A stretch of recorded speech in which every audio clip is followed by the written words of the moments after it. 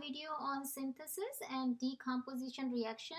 I'm going over with both of them together since they both are opposite of each other. So decomposition and synthesis, since they're opposite of each other, that's why I'm including both of them in the same video. So synthesis means combining or joining together or making. So here you can look at these little emojis, little cartoons here. Let's say these are the two friends. They are not as happy before, and now they combine, they join together, they meet with each other, now they are together and they are happy. Now here, to understand the meaning of decomposition, decomposition means going away or separating. So here you can see these are the two emojis. Here they are not smiling, they are sad when they are together, not getting along, and now they are separated and they both are happy. Okay, so here this is A plus B giving AB, and here AB breaking into A and B. These are two general equations that I'm going to discuss here. So let me go. So this is the general equation for synthesis reaction. You have A and B, and these are actually simple molecules, simpler, and then when they combine together, they make a complex molecule. The key to determine if it is a synthesis reaction is that you always have one single product. So if on the product side you see only one product, that means it is a synthesis reaction. So here two or more substances, they combine to form a single product. Okay, and we have to have at least two reactants. Well, they can be more than two, but minimum requirement for a synthesis reaction is at least two reactants. So this synthesis reaction is also called combination reaction, and this can also be called composition, composition, where multiple reactants combine to form a single product. So combination or composition, it's another term for synthesis reaction. Here are the examples. Now the reactants can be just elements, they could be compound and element, or they could be compound and compound. So regardless of what do we have on the left side, which is our reactant side, the product, careful, look at the products, all these products are compounds. So this is the simpler side, and these are the complex substances on the right side. What is the difference here though? The difference is these products, they can be binary. Here the product is, of course, it's a compound, right? However, these are binary, meaning made up of two elements, carbon and oxygen, here magnesium and oxygen. Now this compound, this is again one product, just one product, single product, single product, single product. However, this compound is ternary. Here 1, 2, 3. So ternary compounds are the compounds that are made up of three or more elements. So whether the product will be a binary compound or a ternary compound, that all depends on what do we have on the reactant side. But when we always have only two elements on the left side, then the product will always be binary compound.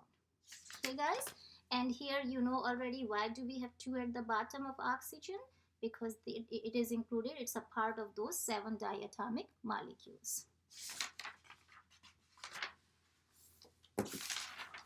Let's discuss the decomposition reaction. Decomposition reaction, here everything is opposite of synthesis reaction. So here you have a complex molecule on the left side, which is your reactant side. This is the general equation. It breaks apart, it separates into simpler molecules. Here the product will be at least two products. So you see, when you compare decomposition and synthesis, they are completely opposite of each other. These are some examples. Here you have electrolysis of water. So here you're giving the electricity, here you're heating and you're heating them. So actually you are adding an energy to the system. So they are all endothermic reactions since you're adding the energy. And look at the reactant side. Yes, they are all products here. All of them are, sorry, the reactant side, they are all of them are reactants and they all are compounds.